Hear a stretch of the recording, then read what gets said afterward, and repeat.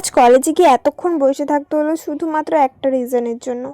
আসসালামু আলাইকুম everyone, I am Shahida, welcome back to my another video. কলেজে গিয়ে জানতে পারি ফার্স্ট ক্লাস হবে না, তো আমরা লাইব্রেরিতে চলে যাই। এখানে ফোন সামনে রেখে ফোন খুঁজছি। এরপর নেক্সট ক্লাসটা দুর্ভাগ্যবশত ক্যান্সেল হয়ে যায়, সো আমরা ক্যান্টিনে চলে যাই। তাড়াতাড়ি করে টিফিনটা ফিনিশ করলাম।